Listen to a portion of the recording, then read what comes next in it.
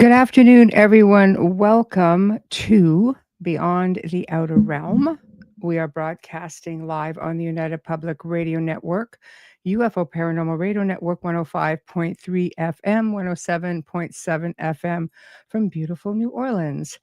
So, Beyond the Outer Realm is a spin off show of the Outer Realm Radio, which will air live tomorrow night and Thursday night. So, be sure to stay tuned at the end of the show and we will let you know who's going to be joining us. Going to be a great week, spooky month, only going to be great stuff. But today we're talking about curses. So we're going to be exploring cursed items, places, people, delving into the ancient lore. And of course, this deep discussion is going to be taking place with my dear friend, Carolann Iadarola. Hello, hello, hello. How are Blessings, you? everyone. Oh, I can't hear you. Oh, Oh, that's bizarre. I hope everybody else can hear us over there. I see Heidi's Yeah. in. Oh, hey, hello, hello. Okay, let me just see what's going on with that because we're having a bit of a tech issue here. Hold on. Hopefully it's just on my end, but again, nope. See me moving here. See me moving here. I don't know. Can you guys hear Carolann? Okay. Well, yeah, your microphone's muted. Okay, I can't unmute it for you. Yeah. Oh, whoop. I don't know. I can't hear Carolann, which is going to be a problem if we can't have a discussion. Uh-oh. Yeah, that's not good. I don't know what's going on with that. Let's see. Can you hear me now? I can't. I can't. Let me pop out and see if it's Oh, Heidi said she hears us. You can Heidi. hear me? Yeah. Yes. Oh, I don't know then. I don't know. Let me pop out. Let me come back. This is crazy as well. Okay. My gosh. Okay, here we go. We love tech issues around here, right? I think you guys said you can hear. I'm looking in the chat. I know Heidi said she can. Z-Sun, you can hear us. Well, Michelle's going to pop back in, but today we have an exciting topic. Can you hear now? They said you can hear. Yeah, Heidi says she can't hear. Wayne says he can't hear.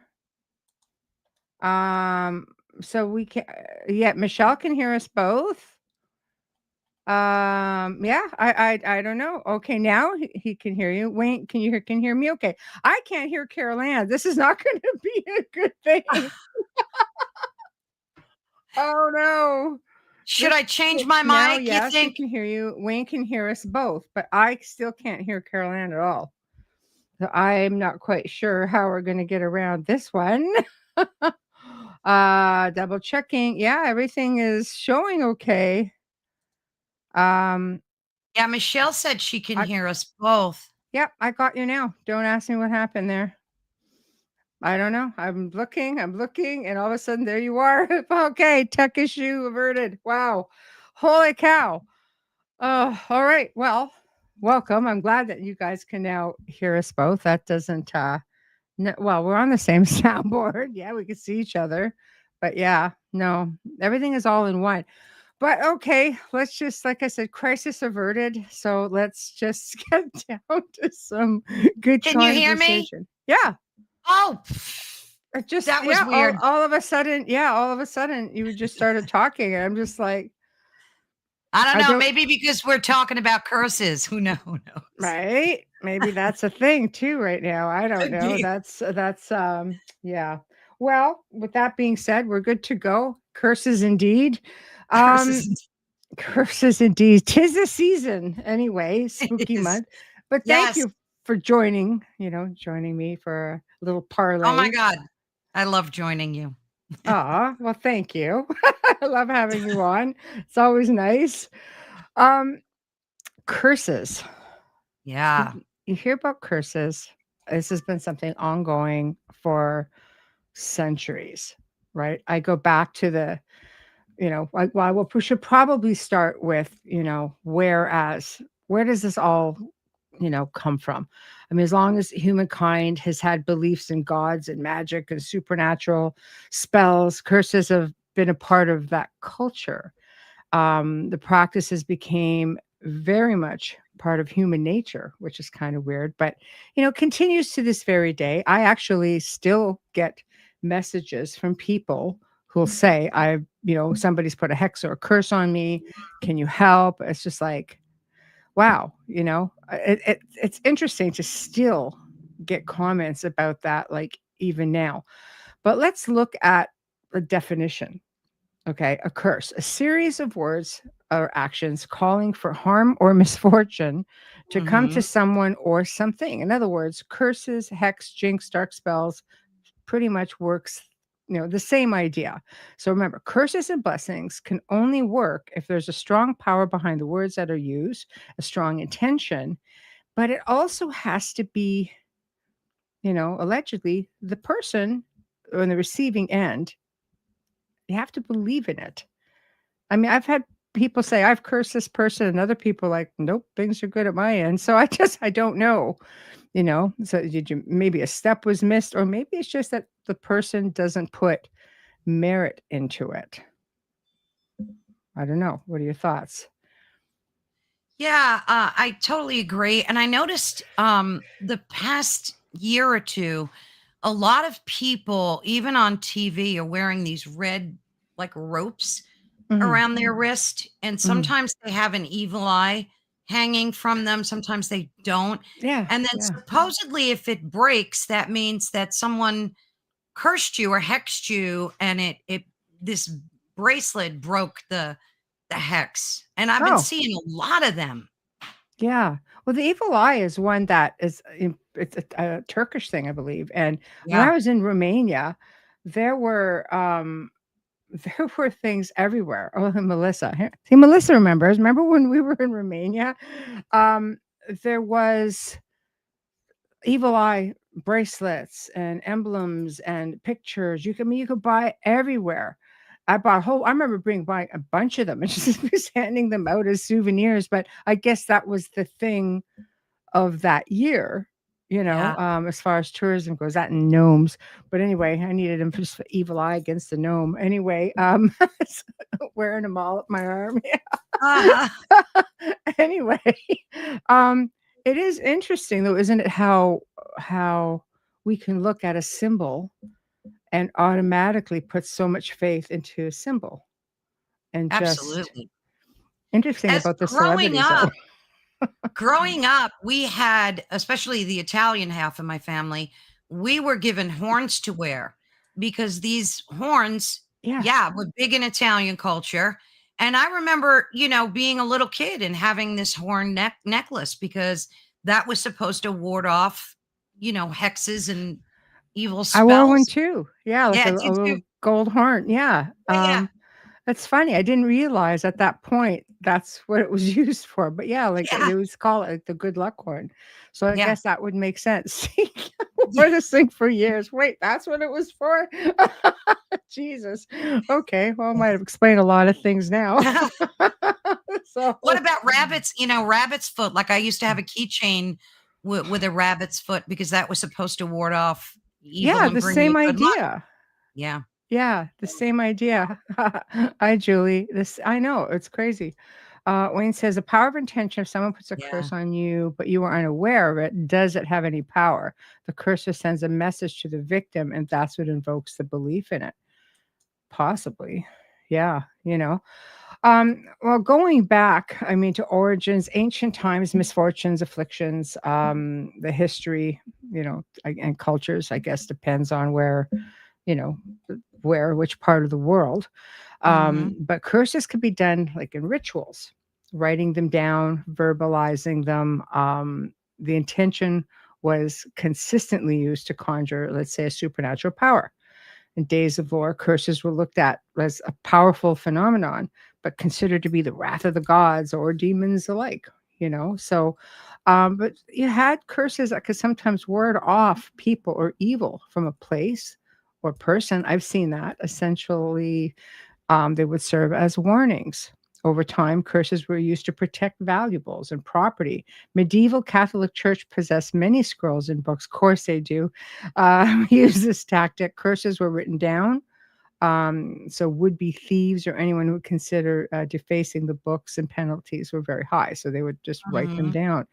But a lot of this goes back to pre-Christian times. The books on it. I'm always fascinated by the Devil's Codex Bible. You ever heard of that one? Have you heard of the Devil's Codex? Yeah. So that's like a massive piece that was written by a monk, allegedly, who made a pact with the devil and said, it's said to be very cursed. It brings misfortune to anyone who possesses it. Archaeologists rather have found many pieces of evidence that suggest the use of curses and protection spells. See, a curse could also be a protection spell, just like what we're talking about, right? Just it could be anything. Absolutely. Yeah. There's several types, I think. With the first being malediction, which is spoken or a written wish. And then we have object curses, which we're all familiar with. And then what about generational family curses? And then we have the evil eye, which we just talked about. And then ritual hexes like voodoo, witchcraft, and then the self-fulfilling curse, which has like a psychological effect where belief in the curse causes the victim to act in a way to bring about the doom. And, they're very powerful. Yes. No, I agree. Like spells. Words are spell casting, pretty much, right? Right. So, you get the old love curse, the money curse. I know. Again, spells of sorts. So it's kind of like, does that count?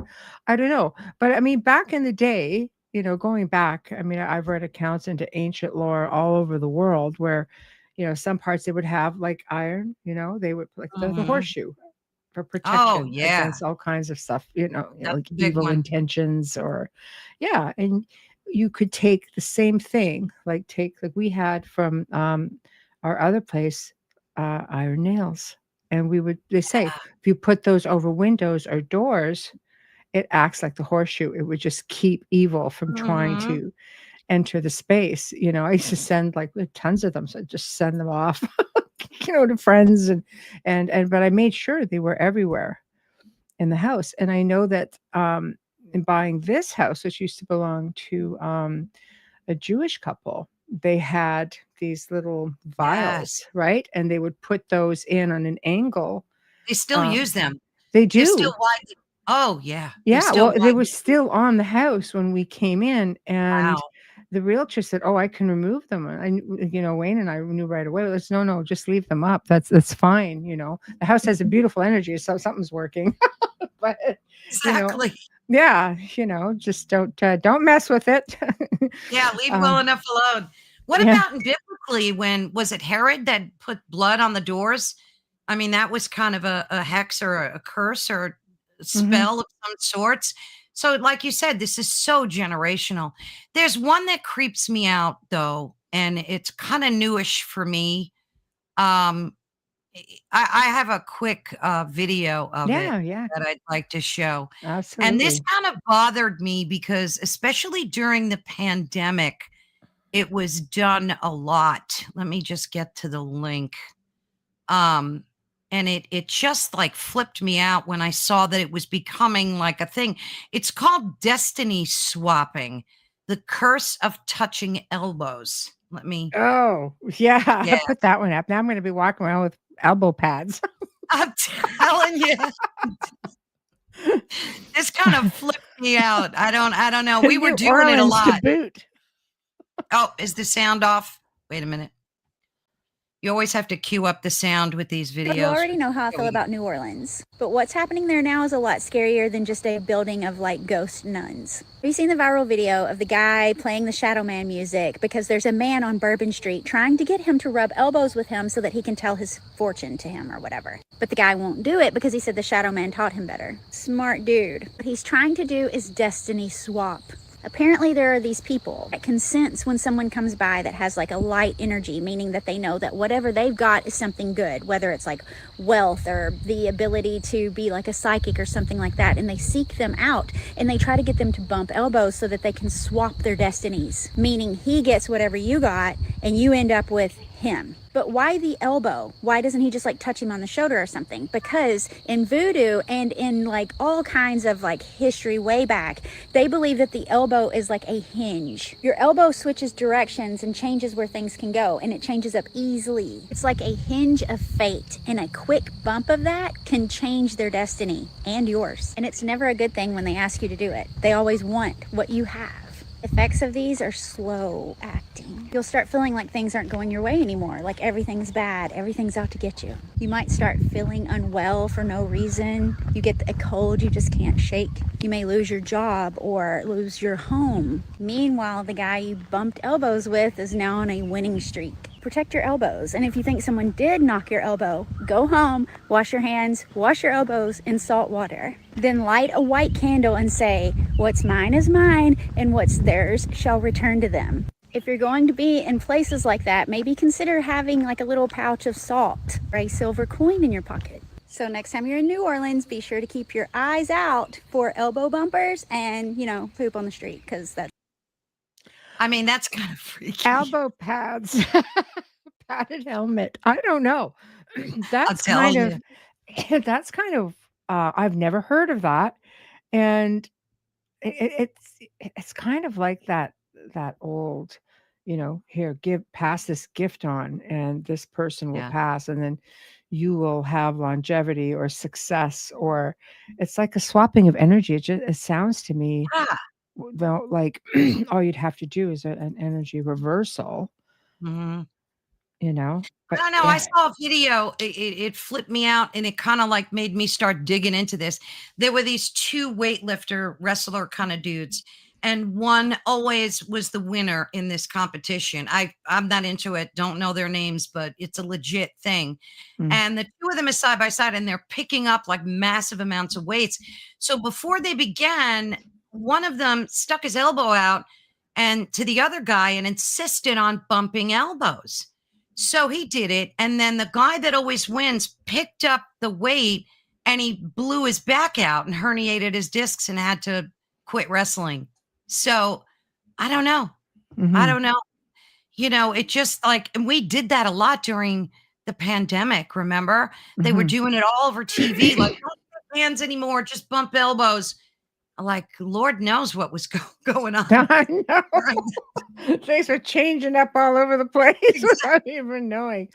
It's strange. I mean, I've never heard of it, but obviously, there's something else. If you put, again, it's like a Stope effect. If you put enough Yeah, power into something, like into the belief of it, does it absolutely. make it a thing? I don't know. But I don't know. They used to have these things called cursing tablets. Oh, And nice. I know. In ancient pre-Christian times, the belief included light blessings, like of light, and curses. The concept of dark curses would be considered an association with witchcraft, obviously, darker spirits. But Mhm. cursing tablets were an ancient way of using malevolent spirits and powerful gods to do the bidding of the individual.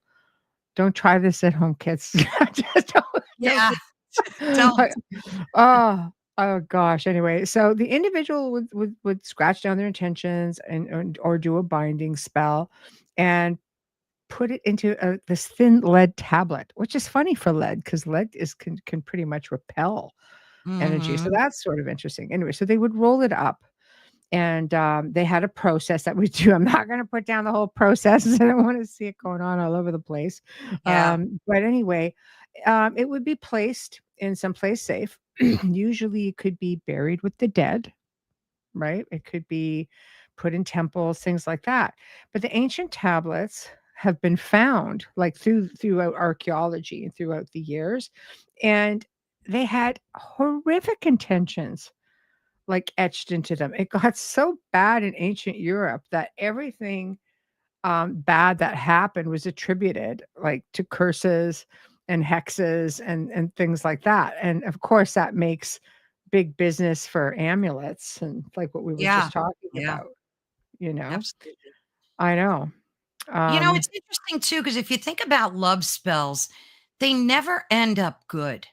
Mhm, Either the person becomes like overly obsessed with the other person, and they just never end good. And you would think something, well, you can't force another person's energy without consequences. I mhm, think especially if you don't have good intentions to start with. mhm. But it's just interesting to me how love anytime I've ever read anything with love spells or curses, they just never end up good.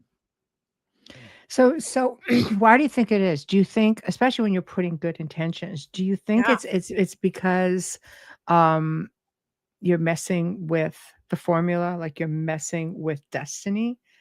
And do you think that that in itself is a no-go? No, no.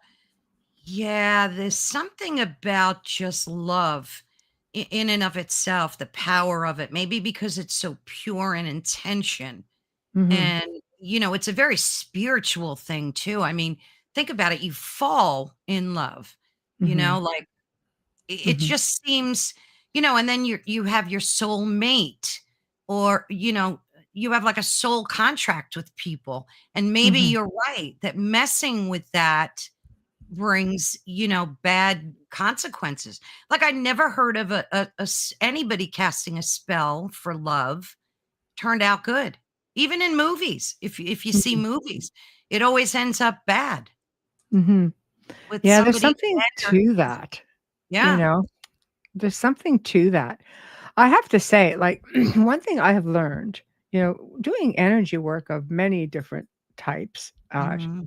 I've you think you pretty much got the energy thing down, but I'll tell you, like, having a special little person in my life, um, I stopped saying, like, I believe in being, like, in love, which is very different than loving, you know?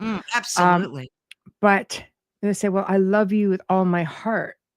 And Mm, it's funny, then I saw one quote that changed everything for me, and it said, "I love you from my soul, because one day mm. my heart will stop, and my brain will not allow me to remember you." Like, it will just be my essence, my soul will always love you and remember you. So now Yeah. whenever I remember I see said little person, I always say, "I love you from my soul." Yeah, And that so sounds now better. yeah, Yeah. now he's starting to, "Oh, you know, that's nice, grandma." "You'll get it one day. You're a smart little gaffer. You'll get it one Oh, day." yeah. You know, Yep.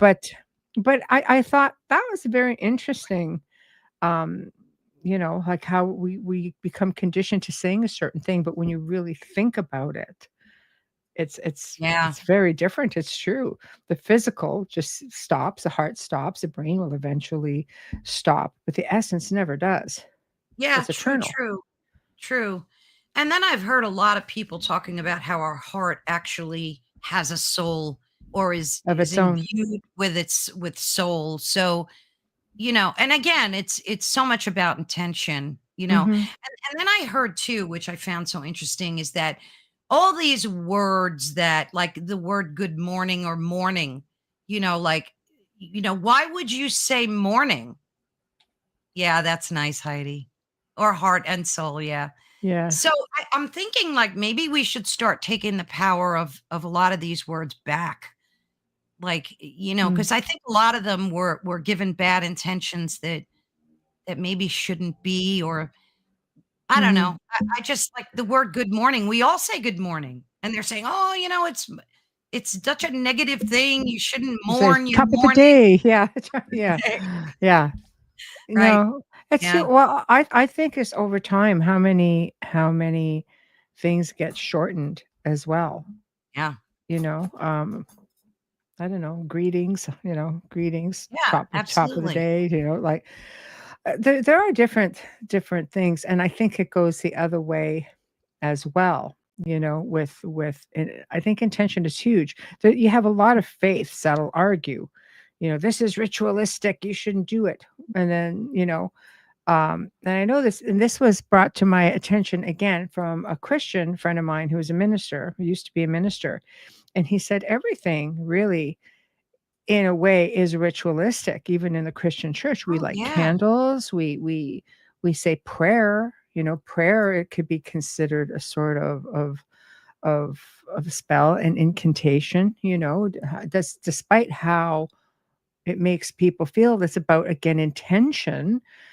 Saying something negative, to do harm. But if you're saying something out of Yeah. peace and love, it doesn't mean that it's not some kind of a, you know, like again, spell casting. It's just Absolutely. so I thought that was a very interesting point of view, because we light candles, we light incense, we Of clear course. our spaces, we do all kinds of things like that. So it's like, yeah, that's just true. Yeah. Then you get a lot of people that, they'll say, don't do, don't like involve yourself with anything ritualistic. And they're like staunch Christians or Catholics, but yet they're throwing salt over their shoulder when it spills on the table. When Mhm. someone says something and they go, God forbid, knock on wood, and you get a lot of people that are doing these ritualistic things Mm. that are supposed to be like staunch Christians or Catholics. And yet they're doing a lot of these pagan ritualistic Mhm. things. So, But a and lot of again, it stemmed from that. Every time the church right. would take over an area, or the Romans, or the Catholic Church would come in, the Christians, they would amalgamate some of the traditions from, the place that Absolutely. they merged them together, changed them. I think it Heresy. made for easier transitioning Yeah. of, Yeah. culturally speaking, by melding the two of them together. And over time it changed to where it either stopped or it continues on, Yeah. you Yeah. know? Absolutely. I have to Yeah, laugh because I think Carrie said, we're so confused. I know. Not wrong. Not wrong. Um, So true. We are so confused. Polly says people curse out of anger, meaning they didn't really mean it. Does the Mhm. intention of the curse still take effect? Well, I think if you put a lot of power behind words and you're angry, there's a lot of intention that Oh, yeah. comes out of something like that. Yeah. I think at that point it's important to take that right back, you know. Um, But, that's that's why, like, I found that the cursing tablet's interesting because some of the Yeah. horrific things they were finding even back then, you think when you put something down and you're looking at it, Mm. that it would you realize at that point, it's pretty intentional because you're Oh, you're yeah. etching it into metal, and you're putting it in with, like, in a place of worship or in somebody's home or in a Right. grave. It gets really crazy. Um, Yeah. yeah. Well, think about too when you get up in the morning and say you stub your toe and you like that starts your day in Mhm, kind of a negative space. Then you mhm, go to the grocery store and you're in a kind of grumpy mood because your toe still hurts. And then everything there on in, you meet grumpy people, you have arguments in the grocery store, you're yeah. yelling at people out your car window, and it's like you curse yourself in Mhm. a way, right? Well, So energy gets trapped as well. yeah. Like if like I always have you've heard me say on the show before, with intention, the power of words. Mm, There's a lot of power in words. You get into yeah. an argument, whether it's on the phone or with somebody in your home, and you go out for the day and you come back, that energy, like there's so much strength that gets put out there when Yeah. you're mad, that it sits there. And then you wonder why you're feeling foul when you go back into that room in the next day or Absolutely. two. God, it's, "Oh, God, I don't know why, but I'm just a bit of a mood today." Well, Mhm. it's a matter of cleansing that space so you don't have that. I love incense, so I burn. I would love to. I used to burn a lot more. Um, Babysitting a parrot right now, they don't mix very well, but you know, but anointing candles or just spray Yeah. or oils. I use a lot of oils just to be able to get that to Clear. dissipate so you're not Yeah, affected by that energy, you know? absolutely. Yeah, I So, mean, look at sage, how popular that's become. yeah. And you can walk in a tobacco store and they've got sage at the counter. So it's Mhm. become a very mainstream thing for folks to do to sage your Mhm. space, right? Oh, there's I don't there's know. tons of different things that you can Yeah. use. Go ahead. Go ahead. So I wanted to also talk about cursed items that bring luck to people, or have brought luck to people. Okay. Um, You do so those and I'll do the other side. oh, okay. Now I found it interesting when I was researching that not all cursed things can bring bad luck, but they can also bring good luck. So there's a thing called the demon's necklace in Japanese folklore, Mhm. and this necklace is it's infused with like ruins, and Mhm. it's cursed to summon shadows, misfortune, maddening whispers. But the flip side of that is under a full moon, if you have this necklace, it grants bursts of fortune. Mm. It can make a bankrupt person win lotteries. It helps build wealth by wearing it all night. And if you use these demonic whispers properly, you can get prophetic investment dreams. So I'm like, where's this necklace? I want I one. know. I need me one of those. I Yeah. need Yeah. I just, but again, like there are consequences to that. But under special conditions, that's what this necklace grants. Mhm. It almost reminds me of rubbing Aladdin's lamp, Yes. and you get 3 wishes, but the genie could also be, horrible and mean. And we've seen and heard folklore about that. So maybe there are both sides to cursed items. Who Mhm. knows? I mean, there's a bunch more. Yeah, yeah. There's one called the Sea of Flames diamond, much like the Hope diamond that was Yeah. very much cursed. And this is a fiery ruby from an Indian temple. And it was initially cursed to grant immortality while dooming loved ones to grief and death. Sounds Mhm. horrific, right? Mhm. But on the flip side, the owner of this diamond gains eternal life, prosperity, and they yield inheritances, business booms. And there's a tale that a French aristocrat lived 150 years amassing wealth because he owned this diamond and he got whispers of stock tips from it. Wow. So, yeah.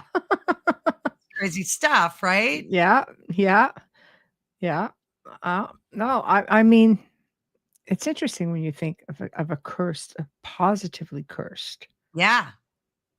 I mean, things item. could be. What if Mhm. you're putting, that energy into an item and it Mhm. just, I mean, think about how many times we've had necklaces given to us from, you must have loads of them, Michelle, in your lineage, right? That, were given down from your great great grandmother. And, you feel like, oh, I need to wear this because it's my, think about baseball players that like wear the same socks too. And Mhm. because Or they're afraid that superstitions and stuff. Yeah. exactly, yeah. So these Yeah. things are cursed, but they're Mhm. cursed with positive energy, I guess, right? Mhm. No, for sure. Then you get into things like, well, there's a whole list of cursed items. You can get into Robert the doll is a big one. Oh, That's a creepy. hostile thing. You know? Creepy AF. I know. They've got Robert the doll is a big one. For those who don't know, he's in Key West, Florida, and he is said to unleash misfortune on those who mock him or take his photo without first asking politely. So guests have reported car accidents, job loss, accidents soon after the visit, like pretty Mhm. hardcore stuff, but there's definitely something to it. And the crying boy painting. Geez, Another one.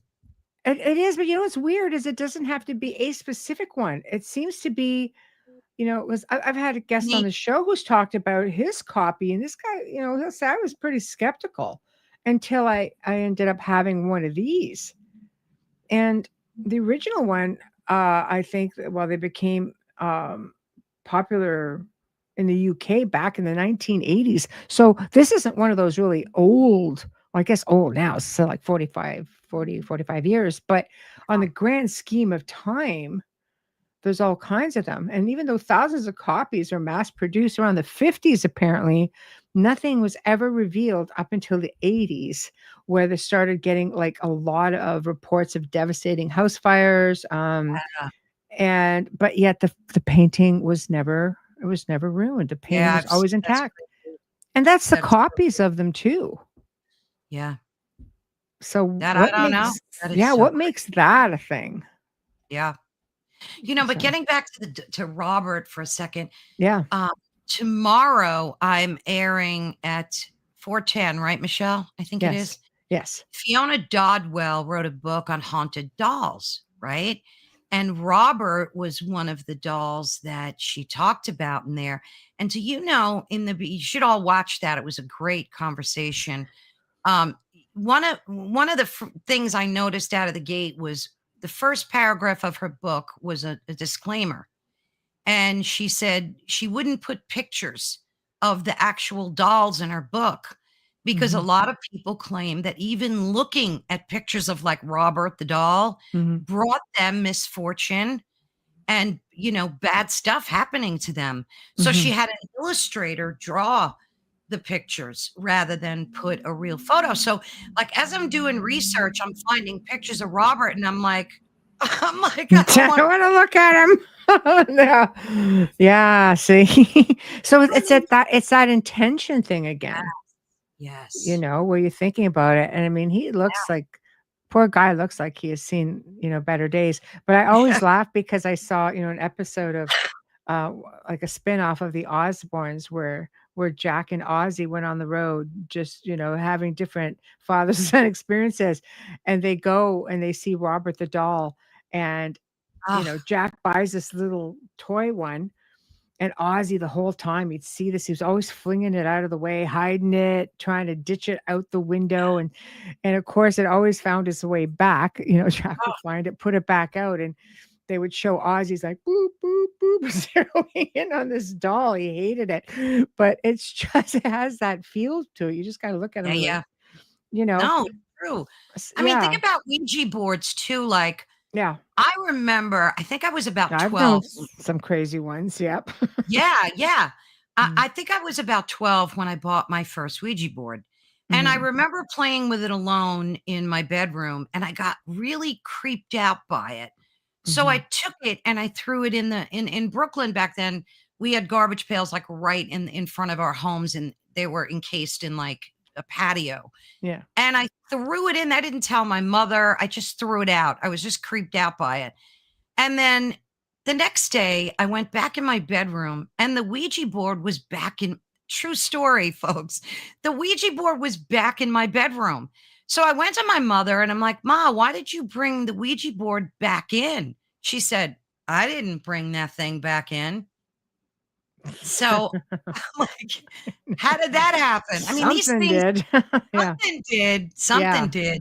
Yeah. I mean, and I asked my dad to break it into pieces and ditch it. And then he, finally it stayed away. But that was kind of trippy. I mean, can these things be cursed just because they are like historically? The cursor is something attached to it that can be, Ouija boards, like to me, like again, they're a tool. A lot of it comes back from intention and so on, which you can do with the board, you can do with the pendulum, you can do with a different type of divination board, you can do it with a voice recorder, ghost box, phone app. I mean, I think the idea is when you're inviting communication, it's the method being just a tool. Right.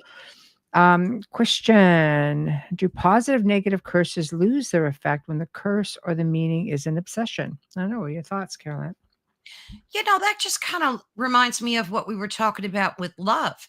Love becomes an obsession. And I think that's part and parcel of why it never turns out good. You're putting all this energy into this spell, this ritual, and I don't think the intent is good to begin with, even though you think it's love. It's not. It's like stalkery. And, a lot of women think and men think that they're in love with a person and it's not. It's like obsession. It's not really love. So I don't know. A lot of It people could have no clue what love is, you know. Yeah. It's a tough one. True. Yeah. So I think you need an understanding of that to make you break from that. But I think, and personally, I mean, I'm definitely not an expert on this, but I think the more attention you put into something definitely can amp it up because, again, there's a belief, there's the intention, there's all that energy being poured into it. Mhm. Does it just stop if, first off, if the person doesn't know about it? Yeah. I think it's like a 50-50 thing. If it's made known to the person who is the object of the curse or intention, you might get that focus from that end as well, which again, does it create like a tulpa effect Yeah, sort of, yeah. right, sort of thing. But I think if it's something that when you say, when the effect, does it lose the effect when the curse or the meaning is an obsession? I think if you're obsessed, there's a whole lot of intention going in there. Yes, absolutely. You I know what just else? my hormones, maybe. The hormones, right? Could be. That's Yeah, yeah. good. That's good. Yeah. I think also what gave curses a bad name too are a lot of people would go get readings done by psychics, and like one of the very first things out of the gate is they tell you, "Oh, you're cursed. You know, you got to pay an extra $100 and come back, and we'll Oh, get rid of the the money curse." pit. Yeah. The money pit. The money pit. Yeah, Yeah. yeah. I It don't gave know, man. curses a bad name. There are things out there that you can attribute. When I see a true curse, like I think of, for example, the curse of Jacques de Molay, a Knights Templar. Mm, So he was the last, considered the last Grand Master, October 13th, right? 1307. They were rounded up, disbanded. Uh, King Philip IV of France, who was mm, obviously deeply in debt to them. The story goes he was in debt to the Templars. He spearheaded this entire charade. Many were tortured into making false accusations. On yeah. March 18th, 1314, Jacques de Molay was burned at the stake on an island Oof. on the River Seine, so in France, pretty much right at Notre Dame Cathedral, by the way.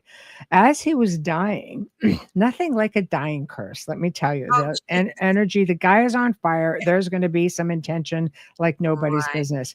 So get this. So as he was dying, he cursed the king of France, his descendants, Pope Clement, everyone who supported his death. He stated that within a year and a day that both men would die. He stated that Philip's bloodline would reign no more in France. So what happens? Clement died Mm. first from a damaging disease, is all they say, on April 20th, 1314. So we're talking literally 2 days over a month. That's it. Okay, so Wow. within a month or roughly a month, he dies. Philip died of a stroke while hunting shortly after the Pope. That was Oh, quick. word. All of his successors died tragically. So from 1314 to essentially, I guess, to 1328, all three of his sons and grandsons had died. Over 300 years of rule, okay, it no longer existed and fell within 14 years of Jacques de Molay's death. Like Wow. that's now that is a powerful curse, That is. That is. I mean, right? that's a lot of things to curse while you're getting torched, but I would imagine, like you said, all the energy put into that. And then he probably screamed it out loud so everybody heard it too. And I mean, it's the same thing with the curse on Tutankhamun's tomb, right? How Mhm. many people died with Carter on that one? Oh, That I was another, that I one's mean, very historical. when I was in Egypt, it was interesting to me because if you asked, you know, um, like I'd hired guides and stuff.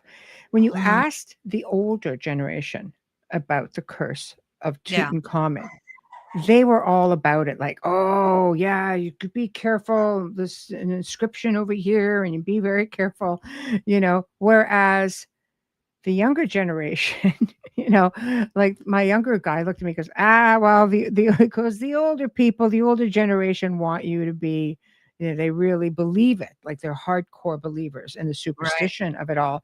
He goes, realistically, he goes, you try opening a tomb that's thousands of years old and see how you're going to feel if, when the air is so stagnant and people Right. are going in, they didn't mask up, they didn't do anything. So I think you have to look at the logical side of things. But again, who knows? I go back into, ancient lore Yeah. and going back to the old mystery schools and everything else, did they know to put something in the air? I would just like, Yeah. throw powder down or something like that, or rituals or things like that. So was it a curse through a ritual? I guess anything is possible. We weren't there. We don't know. I try to look at the logical side of things like that. Like Carrie says, lots of mold in those tombs for sure. Yeah. And you're digging through artifacts that have been there. Like, first of all, just trying to find a tomb like that. The Oh, fact yeah. that Ramses the First had his tomb blocking this one, and that one kind of got not just ransacked, but I mean, over time, just the rubble and everything that ended up in it. They would have had to dig through that, and then Mm, in and yeah. around to get to Tutankhamun's, and everything Crazy. just sitting there stagnant for all that time. It's just, I imagine it was loaded with different, Yeah, it could different things be. that can make you I sick. mean, it didn't stop the Tomb Raiders. Like they didn't really give a hoot too much. They Well, kept they raiding. did it well because they did it like, yeah, that's right. Like immediately, which tells me it's like it could be like a time thing, just through Yeah, humidity yeah, or things yeah. like that, right? So heck, even the Absolutely. priests went in there and rounded up all kinds of Mhm. of mummies throughout the Valley of the Kings. So the fact that Tutankhamun was there,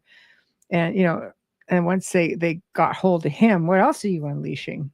Like just Exactly. with odor and things like that. So just being trying to look at the logical flip side of the curse, only because Yeah.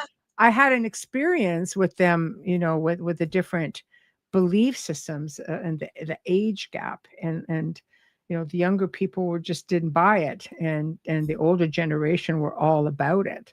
So Yeah. stories that get passed down, I always find really fascinating, Oh, you yeah. know. But then you can get Well, into, there's there's so there many is. different things. Where do you want to go next? Oh, there's one that creeps me out. Well, the other one is the poltergeist curse, and that's kind of Oh, newish. That was that's a good 82 to one. 88. So heartbreaking. Yep. We're Yep. talking about the horror film, The Poltergeist, which is one of my favorite movies. Hmm. Not because she had the same name as me, but Yeah. I always hear that Carolann, get it, run from the light or whatever. But it Yeah. was the And a actress. creepy little voice. Run, Yeah, Karen, run.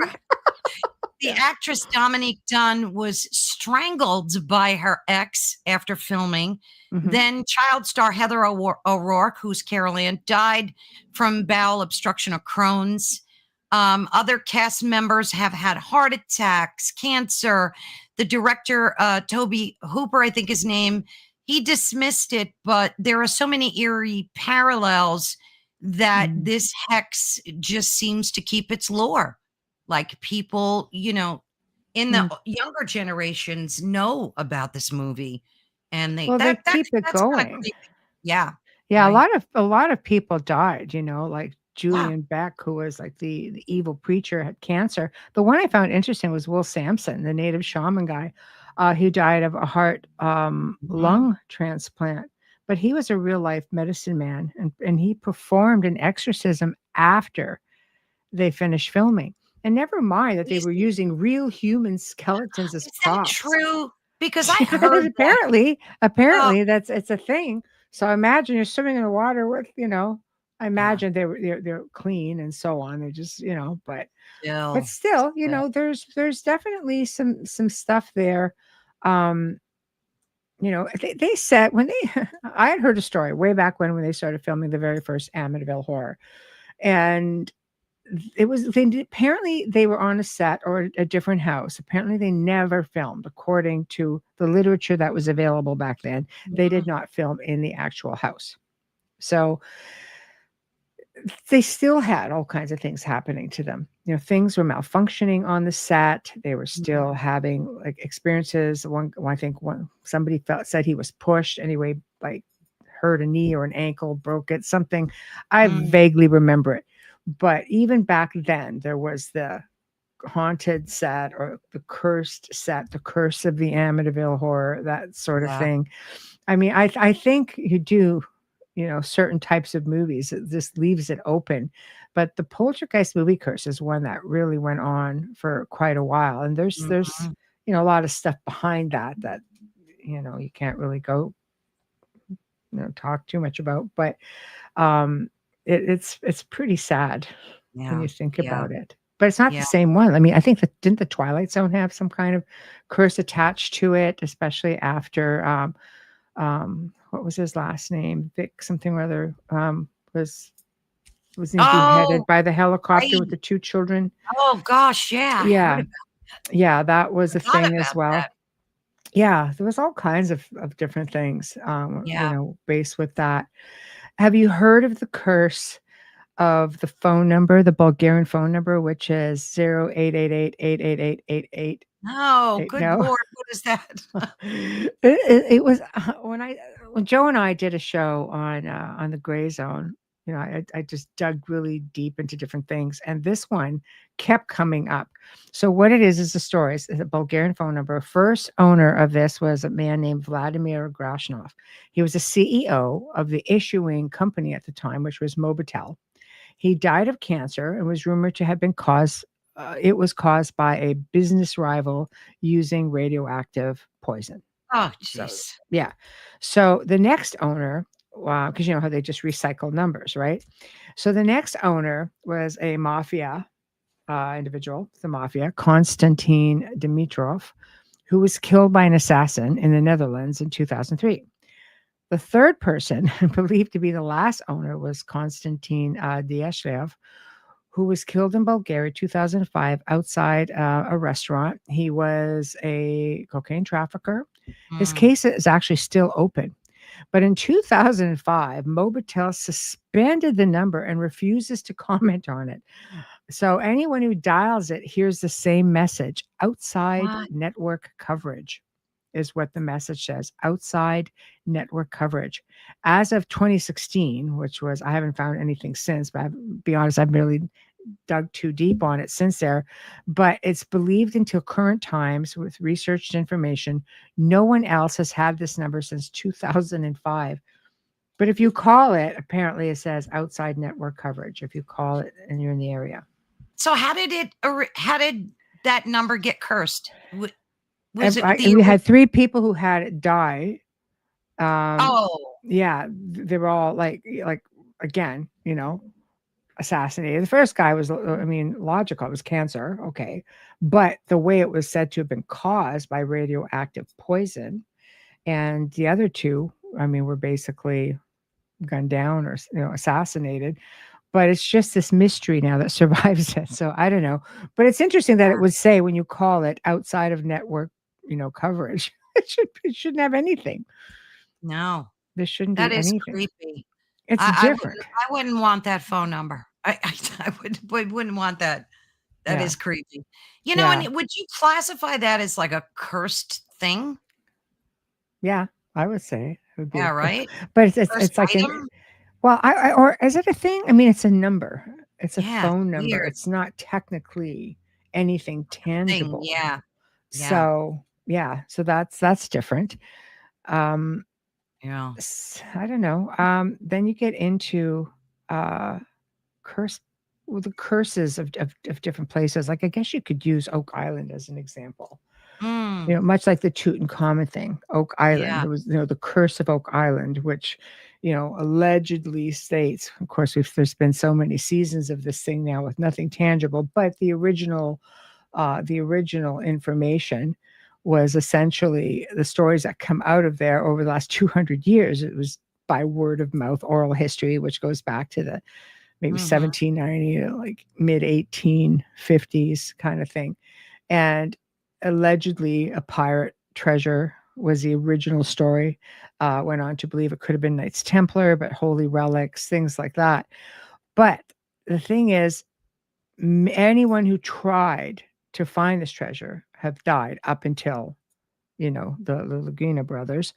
But it Mhm. is said that it came into play roughly 100 years ago when 6 men died attempting to find the money. And the curse states that 7 men would die before the treasure could be found. So when you start getting into all of this, and of course we know the story after seeing the series, but it's kind of like jeepers. But it's rough terrain back in the day trying Yeah. to dig through this and having cave-ins and things like that. Maybe that's why. And no one has since because of technology being able to use equipment that is going to make your Mhm. job a lot easier.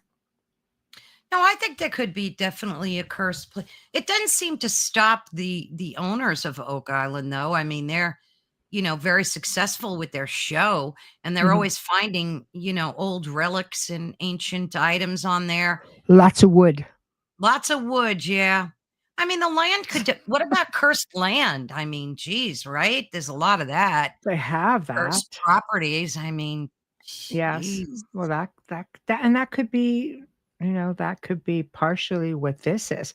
If you're getting Yeah, into old burial grounds and things of that nature, right. for example, by the Native American, the indigenous people, Aboriginal Exactly. people around the world will say, come through this land, you will be cursed, by the spirit of the ancestors. And you hear about that, like, it's a story that gets told and retold from many different parts of the world. If you do your research, you'll find tons of it, you know? I mean, I've even heard of cursed trains.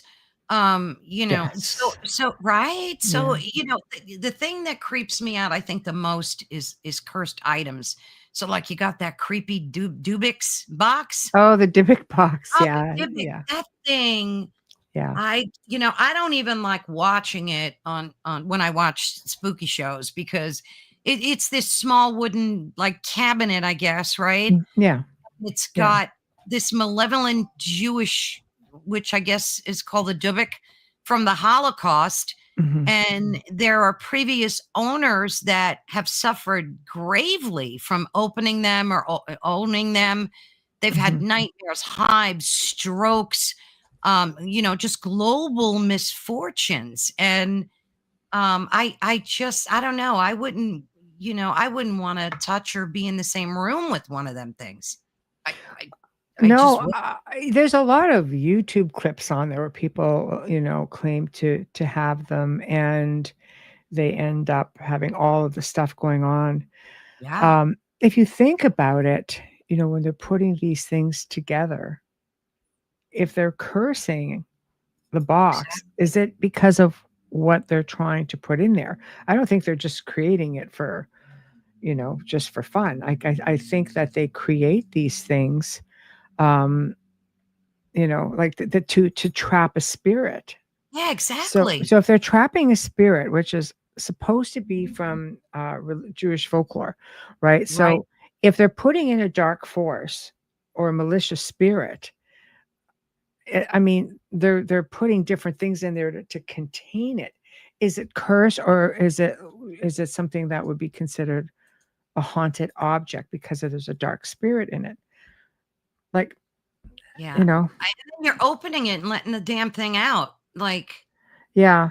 Well, I I mean, some people are, yeah, I mean, maybe they're fine if it's initially just left alone, well, if you look but at Post Malone, who's a very famous musician, mhm, singer, he went on Zach's show and they did this Dubix box thing, and mhm, he had a near miss plane crash. He had a car accident yeah, and a series of other misfortunes from being mhm, in the same room with this box. So mhm. I don't know. Maybe it's both a cursed item and a haunted. I mean, I mean, it's could be something you both. just don't mess with. I mean, it's Yeah. it's interesting because I've done investigations and like I said, over a couple of decades where people have brought in their members of faith. I had a priest on site a couple of times. I've had one I found super interesting was a rabbi who was just completely fascinated with the investigation because a Jewish family had brought me in, and they were They were a very influential family in the city that they lived in. Like, they owned probably 100 apartment buildings. I mean, Mm. everything had to be done in a certain way and kept very, very quiet. And they asked their rabbi had asked, he goes, "I would just love to participate in something like this." And I thought, amazing, because I will learn, their point of view. And that Sure. rabbi, he was so much fun. He was so open-minded and taught so much. He just said, we hit a certain age and then information is given and people have no idea. Like, even our people, like, once you turn 50 or something, 55, it goes, then it's like a ritualistic thing, like, where we give out more information that once you know it, you can't unknow it. And it has Mm. terrified people because there's Oh, so much within the history of everything. And at the time, I didn't know much about the Dybbuk box. So, because I would have asked about that in a heartbeat. But he said, like, they do certain things to be able to trap, evil spirits and things sure. like that. This case, it was just like, I don't usually do um cases. I hate calling them cases, but hauntings that are, human related sort of thing, because there's so many people that can do them, but a lot of people don't like to get into darker things. Mm. And so you just work with that. And that's all I've done literally for 2 decades. And I've worked with people all over the world from all different walks of life, different Oh, religious yeah. backgrounds and faiths. And so, but right there, he's telling me, that we do things, that we can get rid of things. And some of the stuff, like, even when you start talking about golems and things like that, when he had talked to me about that, I Yeah. thought, wow, that is fascinating when you're hearing about, the golems and the whole folklore behind that. And it's just interesting. I Oh, imagine he could have filled me in on a lot with this had I known, but they definitely know. I mean, there are people who specifically will go to a synagogue and try to meet a oh, rabbi sure. who can help them get rid of Absolutely. evil things or, Yeah. curses and things like that. I mean, look So at haunted furniture too. Like, I heard a story about, somebody bought a vanity that from an antique shop, and mm, it was just terribly cursed, and it was given from, like, mother to daughter, because she mhm. didn't know that it was coming from this vanity. I mean, when you've got a lot of antiques, gosh, in your world, do you use, like, when you see an item, are you using, like, your intuition or your energy to tap into it to make sure that it's not has a spirit attached to it, or, like, what's that like for you? Well, usually, I mean, you don't always catch it right away. That's the thing. So I try to make sure that, you can do binding and things like that. You could do Mhm. clearings on them. I like to just give a generic clearing anyway, just from the energy, Yeah, yeah. past energy. But I mean, you can get energies even from people who have constructed them, like, who've made them. Yeah. Like, Oh, there's a that's lot so with that. It's true. not doesn't make it malevolent energy. It just means that you can pick up on residual, even Sure. leftover energy. I've had, I buy, like, old pieces that come from many different parts of the world. Some of them are, probably 2, 300, 400. Like, you have had pieces in my possession going back to the late 1600s, early Wow. 1700s. And, Yeah. there, so you can imagine the people that handle these pieces over time, there's going to definitely be some energy left over. Isn't that Or, the stone tape theory where yeah, things, yeah, yeah, yeah, yeah. exactly. Mm. And for the most part, none of it bothers me. Sometimes I like to catch that residual energy. It just, you can tap into that a little bit and you get an idea, a sense of, boy, this was really a loved piece, Yeah. or boy, person making this might have had a bad day or something like that, depending on the era. Because once it's changed hands so many times, the energy just changes. There's, Dissipates. Yeah, yeah. yeah, exactly. Wayne, you seriously want to continue haunting my new purchase? Well, not necessarily. Sometimes it can be a good haunting as well. Um, Carrie says, my friend told me her ex trapped her parents in a jar. Gosh, Oh, jeez. I was only to remove them. I asked permission. Her parents were peeved off that he trapped them. If that was me, I would want someone to release me over. Well, for sure. For sure. For sure. That's, again, like that's who does that. Says a lot about an individual, but no, that can be trapped in the jar. You can. I mean, if you knew That's what you were awful. doing, you could definitely do a release on that. Our curse is generational.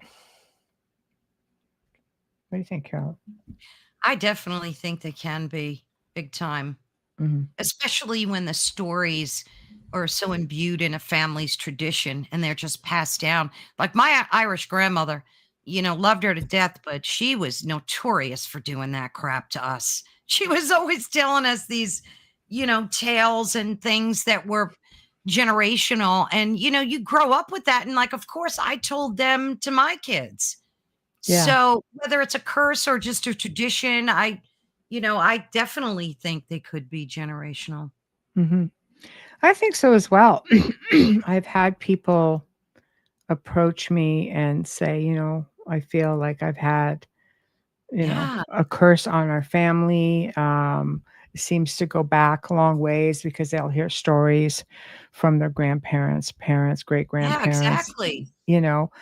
So yeah, I guess they're out there, and it's not something. I mean, some people don't even know. So unless True.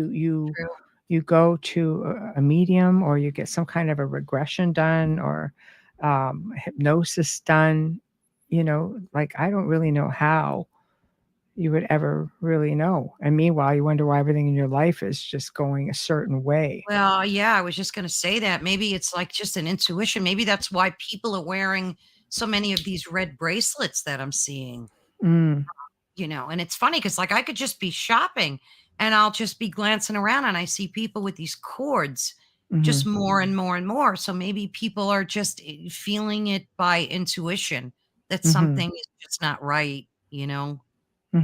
No, could be. I agree. I think it takes whatever if it makes you believe that Yeah. it's helping you. But I mean, you would have to believe in the first place that the possibility of being cursed is a thing. You have to put merit into that. If there's a Yeah. pile of people within a certain industry wearing them, I'd have to look at them and say, why? Why do you all think that this is going to Right. turn badly for you? Yeah. The evil eye is on you. Yeah, possible. It's possible.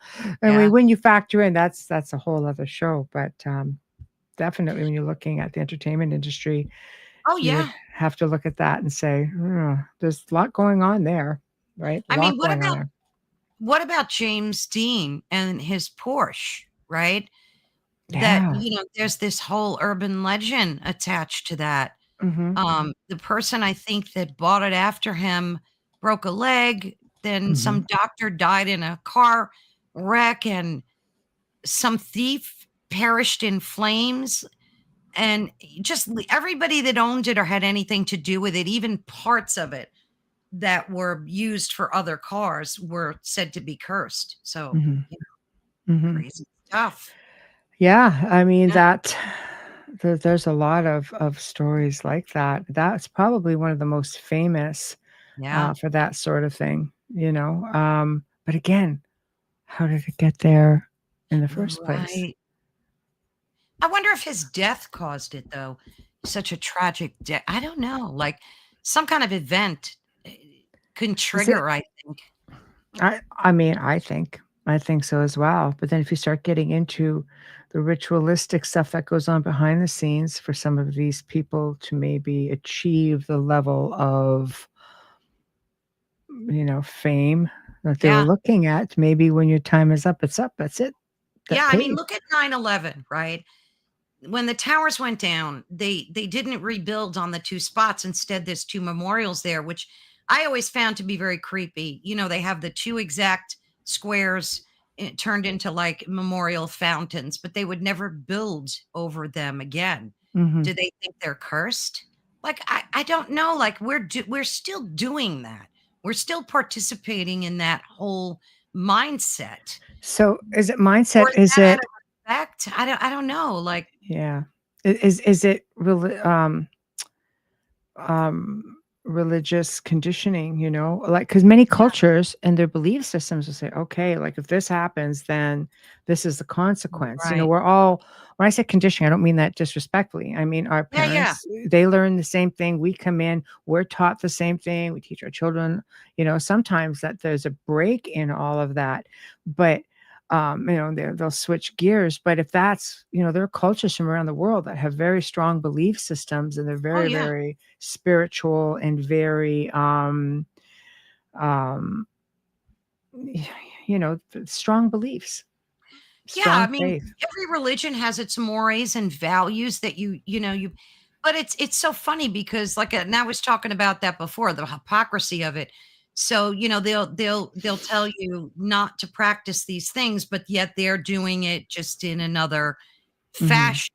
But I Hmm. just found it so interesting how, you know, like culturally, even in this day and age, we're still practicing a lot of these superstitions Hmm. and you know, and that's why I just Yes. thought it Yeah. was odd with nine Yeah. 11 that they wouldn't rebuild right over that Yeah. same spot. But I think maybe with that, as you're looking at it like a gravesite, I think it's like trying to raise the Titanic, you know, or some of these Mm. wrecks. They're grave sites as well.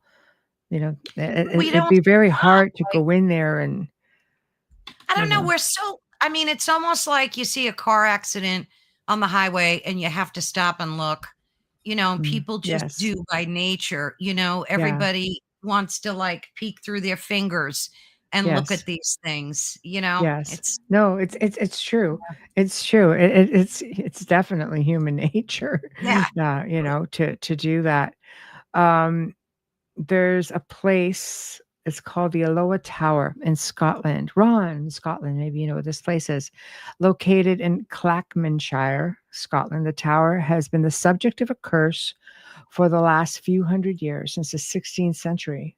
The Earl of Mar was said to have destroyed the local abbey to take the stones to build a palace for himself. This angered the abbot, and he cast a multi-part curse of the Erkshire family. Some parts of the curse have come to pass. He stated that 3 children in the family would never see light, and 3 of the Earl's ancestors' offspring in the family were born blind. Oh The my God. Yeah. The curse also stated that the house would burn down. This occurred in 1800. It stated the house would lay in ruins until uh, a spagling grew from the roof. In 1820, a sapling, rather, I'm all right, I can't read my own writing, a sapling was seen sprouting from the roof. And since then, the curse was said to have been lifted. Oh, There's also a bridge in the UK, I think I think it's in the UK, where if you cross it going over into a castle, I can't, the name eludes me right now, but like dogs even would just jump right off this bridge to their I've death. seen video. That Okay, broke you my know the one? heart. They Yeah, commit suicide, the dogs. yeah, yeah. So That what is is, crazy. yeah, see, like Oh, there are I was things so out upset. there that, yeah, there are things out there that we're never really going to, we're not going to know what it is. Haunted objects or cursed objects.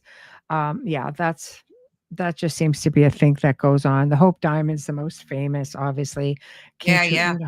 Common, you know, like, so you could get into things like, again, talismans, which like the red bracelet. And Wayne makes a good point. Okay, so who benefits from the red, making and selling the red bracelets? Right, right. You know, does it have to be a specific one, or can people just put a little red twine around there, like a Yeah, symbol, maybe a symbol, just symbolize that, you know? But I mean, talismans and amulets pretty much work the same. Lucky Charms, you know, not for what cereal. about mirrors? You did a show on mirrors recently. Yeah. There's a mirror called the Myrtle's Plantation mirror, Yeah. that trapped, spirits of, poisoned a poisoned owner, Yeah. and that she put a like a hex on that, and Yeah. now this mirror reflects ghostly faces. It induces sickness. Mhm. I mean, it's crazy. This mirrors are big time, right? Cursed Yeah.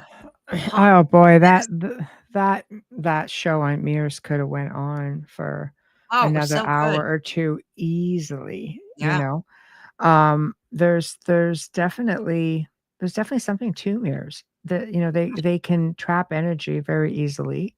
This is an ancient belief as well. It's just anything that I've read, it's something that a lot of ancient cultures have believed in, that, cover the mirrors if somebody dies, or, again, don't face them together, or, use them for scrying. They've been used for divination for like Yeah. centuries at least, if not, you know, um, thousands of years with oracles, just using like obsidian glass, like black shiny obsidian. Like this is pretty much where the whole object of the black modern day black mirror comes from. Like so, this is not new.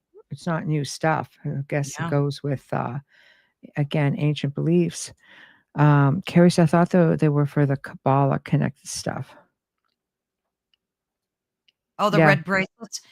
yeah. I mean, that's might have originated from there, and then popular culture now, just like I Just wear said, them for every, protection. Yeah. yeah, yeah, Yeah, there. That's all out there, to be found for sure. yeah, So yeah. curse removal, 'cause we're coming down to the last 15 minutes. Oh, Curse gee, that went removal. fast. It does. Well, we had like 5 minutes of tech issues, but Yeah, you know, right.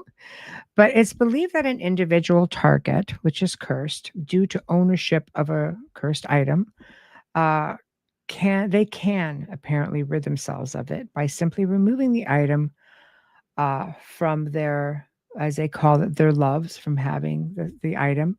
However, the curse will remain on the item. So the next person who gets it may not Yeah, that be sucks. right so lucky. So if the person is targeted by a third party, then there are many ways to rid themselves of it. One is by reversing it. That's, it's like energy removal, reversal, and sending it back to the sender. Multiple ways of doing this, of course, and again, just to save a lot of this article, because I'm reading an article. One may opt for the removal called a curse breaking. Apparently, this only works if the caster has applied conditions to the curse itself. So Mm, that's interesting. So again, it can be found out through divination, scrying, tarot. You can definitely find it. You can always get this trap the curse apparently. So essentially, it means that you are redirecting the curse into an object and burying it. So there are different processes for this as well. So mhm. curse removal is a bit more ritualistic, and there are a lot of people out there apparently who have done a lot of different things to achieve this and have done it. Prayers, there are prayers. Always recommended to reach out. I always say it's recommended to reach out to somebody who's more versed and knowledgeable on the topic. But yeah, there's a lot of articles on this stuff. Clearly, I mean, you can go out and find it. So, you know, I am not uh, overly versed in all of this. I can definitely reverse energy, no problem. But working specifically on curses is not. I get a lot of requests for it. Oh, do So, you? yep, Jeez. it's amazing how many people out there think I'm cursed. Yeah, And it's like sad. a lot of times you're not necessarily cursed. You're just going through a string of bad luck. It Exactly. happens. Yeah. Unfortunately, I met somebody just a couple of weeks ago. Somebody I was having a conversation with, and she goes, "Can you try to remove this curse from my family? Oh, We're all jeez. sick. We're all, got bad luck going on. Certain family members. It's like, well, not necessarily bad luck. Some family members are just really difficult. Yeah, So, absolutely. yeah, so I mean, it just becomes perspective but if you believe it, I think you can manifest it. But that's like anything. It's not just in the world of curses and hexes. Is that, Sure. you can, the power, like we are powerful beings Oh, and we God. can manifest a lot of things. And there's a lot of, misinformation being floated around out there, and a lot of it's for profit. And so it's just like they say, there's certain industries out there that they're not there to help you. They're there to keep the money machine going. That's probably all I could say on that one. Um, she goes, here we use the red bracelets. The knots are the key, as well as the all seeing eye, the all seeing hand, and all of them are for protection. Yeah. Yeah. Yeah. I've got some of both actually. I am wearing one right now. I don't Yeah. know if you can see this, my little all seeing hand. See? So with my obsidian. So I do truly, well, plus I really love the bracelet. So, but I came back, I'm telling you, I came back from Romania with probably 15 of those darn bracelets. I just passed them around. They're great for souvenirs, all with a good intention as well. Um, she said, yeah, we usually put the red bracelet on her baby's protection from the evil eye. Absolutely. Yeah. Yeah. Yeah. Yes. Thank you. Yeah. Yeah. I So, told you my culture did that with the horns. I yes. still have bracelets with horns and things. Yeah. And sometimes like it's funny because you could put one on and have a bad day and then you go, it's that damn bracelet. I'm taking it off. You kind of hex yourself. You really do. Yes. Well, you can. It's Yeah. like I You think a can. lot of it is really just I think a lot of it is awareness, and feeding into Yeah. things I think can become a really bad idea, you know. And Yeah. unfortunately, when you live in a world of constant media, you're seeing a lot of Exactly. this or verbally a lot of this. Yeah. It's easy to instill fear into people. We come from all walks of life. We all have different backgrounds. We all have different belief Right. systems, different education for the most part, different faiths, you know, and we're all trying to exist in one place. And a Yeah. lot of that clashes, you know, like I've worked Mm. with families again where, you know, the the wife has a certain background with her faith, and the husband has a different background, and Mhm. somewhere along the line we had to find a medium, like Mm. for real, but no, no, like a happy center Yeah. point to focus on, because it's important when you're dealing with a mindset. You want to be able to make a connection with both, Absolutely. you know. Yeah. So, Well, one of the things the media did that I didn't like with Charlie's passing is they're blasting this article about these Etsy witches that mm, put a curse on right, Charlie. mm, And they're making it like they're responsible, for his passing. And I don't know. You know how many times these witches have done things like that in the past and they never came to fruition? And then the one time, I mm, guess because the media propagates that yeah. information too. So I don't know. It does. You have to be so very careful. I mean, you have the power of intention on a mass scale. Exactly. We've seen what it does with tulpas and such. It's Exactly. easy to manifest energy, but I really think that people who have very strong faiths and such are not going to, you know, they're going to have an energy that's going to be so easy Right. to work with that, you know, And I love to Heidi's comment reach too. that. Yes. That she Go ahead, yeah, yeah, go great. ahead. Yeah. Is it bad that I refuse to believe in curses against me? My soul refuses to put energy into believing it. Yeah, manifestation for sure, especially from anyone online wanting money to remove it. Yeah, Exactly. that's a real big Perfect. one. That's Yep. a real big one, you know? Yeah. But I think that, you know, in the end, it was a fun topic to talk about, you know, Oh, being absolutely. this time of year when you're getting into so many different areas of, Yeah. you know, the obscure sort of, so to speak. But Yeah. curses, yes, people, places, items, events, you know, How about step on a crack, break your mother's back? I mean, we've had these since we were kids, right? Do you know how yes. many times I wouldn't step on a crack because I thought I was going to break my mother's back as a child? So, like, Yeah, you so is know, that a curse or does that fall under like whole superstitions? And we'll have to do a show just on superstitions and belief that would systems be because awesome. it would be a lot of fun because Yeah. there's so many. There's There's so tons. there's so many, you know. Tons. But Yeah. yeah, it was great, and I am so glad that you were able to join me, and uh, Oh, we could cover this and have some fun with it. And you guys in chat are always awesome, of course. yes. Um, So next week on Beyond the Outer Realm, Luke Eastwood returns, and we're going to be talking about his book just in time for Halloween, Samhain, The Roots of Halloween. That's As you know, great. it's going to be awesome.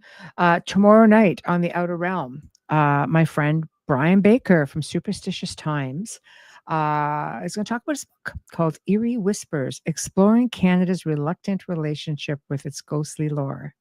That is going to be a lot of fun. Thursday, brand new for the Outer Realm, and I have to say, I love this man, and he's also really dear friends with Ron Moorhead, who is also somebody I really admire and respect.